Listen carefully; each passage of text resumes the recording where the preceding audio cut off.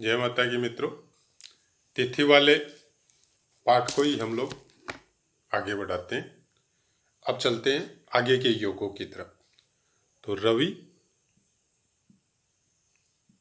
और सोमवार, मतलब रविवार और सोमवार, इसमें आपको पूर्णा तिथि,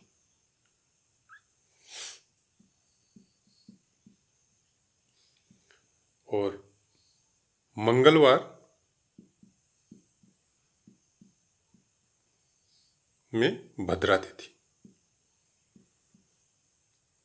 और गुरुवार में या बृहस्पतिवार, गुरुवार एक ही बात है, इसमें जया तिथि,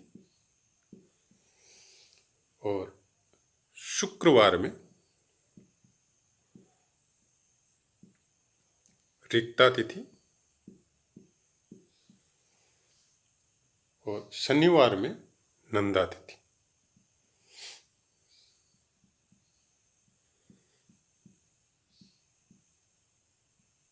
अगर आपने पहले वाला पाठ देखा है, सुना है, तो आपको पता होगा कि पूर्णा तिथि कहाँ होता है, कहाँ नहीं होता है। फिर भी मैं आपको वापस लिख देता हूँ। पूर्णा तिथि का मतलब हो गया कि आपका पूर्णिमा,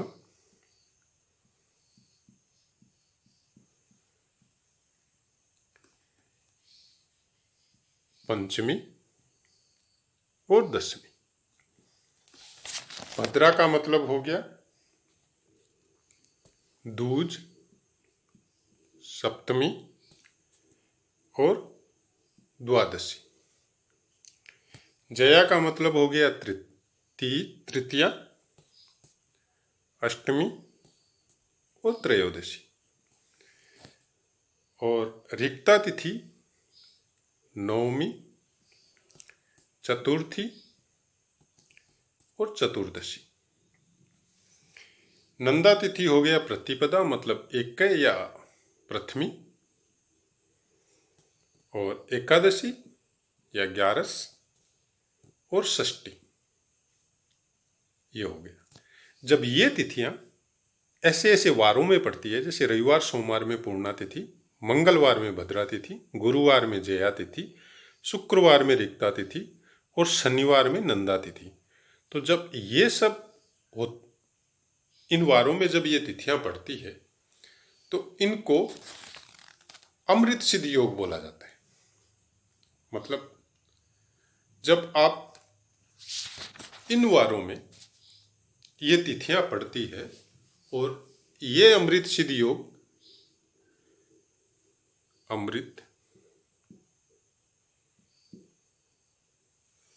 अमृत सिद्ध योग जब ये पड़ता है तो ये हर काम में, हर चीज में आपको फायदा देता है। कोई भी काम जब आप करें, जितने भी अच्छे काम हैं, जो भी घर से संबंधित है, परिवार से संबंधित है, बिजनेस से संबंधित है, पूजा पाठ से संबंधित है, इन तिथियों में, इन वारों से कनेक्टेड जब ये तिथियां आती है, उस समय जब ये काम आप शुरू करते हैं तो उसका फल कंफर्म आपको अच्छा ही मिलेगा, खराब मिलने का चांस नहीं होता है। हम लोगों को खराब मिलने का या कोई फल नहीं मिलने का कारण इतना ही होता है कि ये सब ज्ञान आज हम लोग यूट्यूब में या कहीं से चैनल में जाके या टीवी चैनल में जाके सुन रहे हैं। ये सब ज्ञान हम लोगों को, बुजुर्गों ने जो पढ़े लिखे नहीं थे, उन लोगों को भी था कि इस तिथि में ये काम करना है, ये नहीं करना है। अगर आपको यकीन नहीं है तो गांवों में अगर किसी के बुजुर्ग 70-80 साल के घर में है तो उनसे पता कर लीजिए। खासकर हम लोगों की घर की दादी को या माँ बड़ी है तो उसको आज भी मेरे गांव में ऐसी ऐसी माताएं हैं जिनको ये सब चीज़ का ज्ञान है, जबकि कोई पढ़ी लिखी नहीं है। जब घर में कोई बात होता है, कोई काम नहीं करना है, तो वो बता देते हैं इस दिन ये काम नहीं करना है। अमावस्या आती है तो आज भी पितरों के निमित्त कुछ न कुछ निकलता है। तो उनके घर में क्या होता है कि खराब समय आने से भी वो परिवार को पता ही नहीं चलता है, छोटा मोटा तकलीफ आके और वो खराब समय उन लोगों का निकल जाता है। कुछ खास इफेक्ट उन लोगों को नहीं होता है। तो ये सब चीज अगर हम लोग करते हैं, इसमें थोड़ा सा भेद है।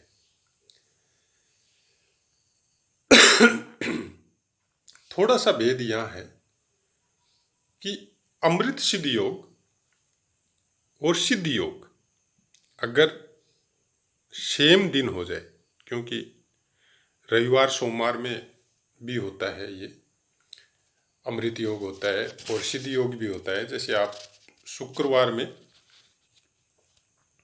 रिक्ता तिथि है और कई बार टाइम का ऐसा होता है कि उस समय वो तिथि निकल के दूसरी आ जाती है, और मंगलवार में जैसे भद्रा है, गुरुवार में जैसे जया है और पूर्णा है। तो कई बार समय का और नक्षत्रों का, ऐसा नक्षत्रों के हिसाब से भी ये सब योग बनते हैं। तो ऐसा कुछ कॉम्बिनेशन होता है कि अमृत सिद्ध योग और सिद्ध योग दोनों सेम तिथि को पड़ जाते हैं। उस समय कोई भी काम किया हुआ सफल नहीं होता। सॉरी, इसको आप इस तरह से समझ सकते हैं कि अमृत और सिद्ध मिलके वो एक तरह का विष योग बन जाता है। तो उसको आप, मेरे को शायद ये समझ में आया होगा आपको कि अमृत सिद्ध योग और सिद्ध योग दोनों एक साथ सेम डे में अगर आए तो उस समय वो काम नहीं करना है। हालांकि पंचांग वगैरह घर में जरूर रखा कीजिए। पंचांग में पीछे ये सब योग लिखे हुए रहते हैं, तो आप उस योगों में जब जाएंगे तो वहाँ पे सिद्ध योग का पन्ना अलग रहता है और अमृत सिद्ध योग का अलग रहता है। तो जब अमृत सिद्ध योग हो तो उसके ऊपर देखिएगा आप, सिद्ध योग रहता है तो सेम डे नहीं होने चाहिए। सेम डे होने से फिर वो काम मत कीजिएगा। ये तो हो गया एक बात। दूसरा क्या होता है,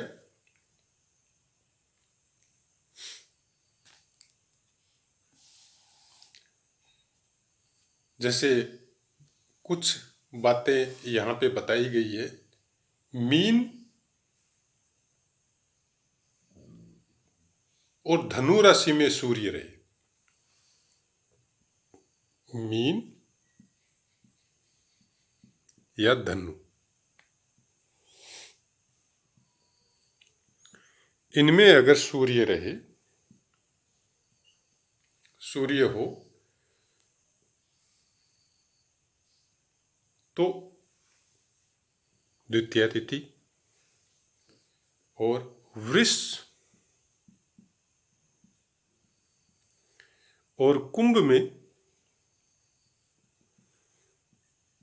सूर्य रहे तो चतुर्थी तिथि, और मेष और कर्क में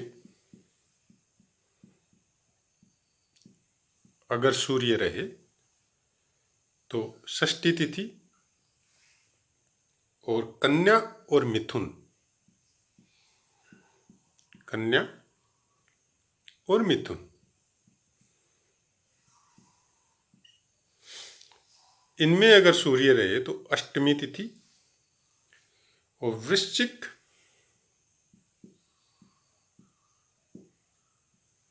और सिंह, इनमें अगर सूर्य रहे तो दसवीं तिथि। उसके बाद में मकर और तुला, इनमें अगर सूर्य रहे तो द्वादशी या बारस, द्वादशी तिथि। इनको, आपको सस्पेंस होगा, मैं इधर मिटा देता हूं। इनको दग्ध तिथि बोला जाता है। दग्ध मतलब आग लगाने वाली, ज्वलनशील। इनमें कोई भी काम आपका सफल नहीं होता है। तो ये हो सकता है कि जैसे मैंने अमृत योग बताया, सिद्ध योग बताया, सपोज उस समय आपका ये सब जो योग है, मीन और धनु, वृष और कुंभ, मेष और कर्क, कन्या और मिथुन, वृश्चिक, सिंह, मकर, तुला, ये सब में से किसी न किसी पे तो सूर्य रहेगा।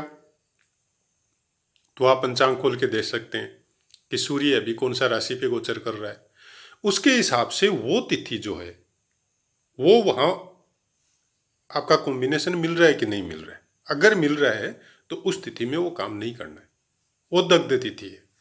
तो उसके हिसाब से ये चीज़ भी साथ में देखनी पड़ेगी। कोई भी काम जब घर में कोई अच्छे काम करने हो तो उसके हिसाब से जब हम लोग वो सब देखेंगे तो उस समय ये भी देखना पड़ेगा।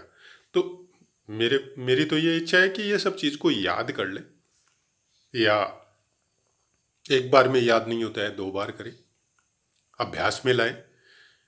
10-5 दिन घर में कोई भी काम करेंगे तो ये तिथियों का इस तरह से अभ्यास में जब लाएंगे तो वो दिमाग में सेट हो जाएगा फिर कि भाई ये तिथि है, ये जया है, ये नंदा है, ये रिक्ता है, ये पूर्णा है, और इसमें ये योग होता है, इसमें ये योग होता है, तो वो पता चल जाएगा अपने को। लेकिन उसके साथ जब सूर्य अभी 1 महीने रहता है, 12 महीने में 12 राशियों में भ्रमण करता है, उसी के हिसाब से ये सब तिथियां हैं। तो वो तिथि अगर उन योगों में आ रही है तो वो फिर दग्ध तिथि बोली जाएगी। तो उसमें वो काम करना में मतलब सफल नहीं होंगे आप। ऐसा है मित्रों, आपको समझ में आया होगा।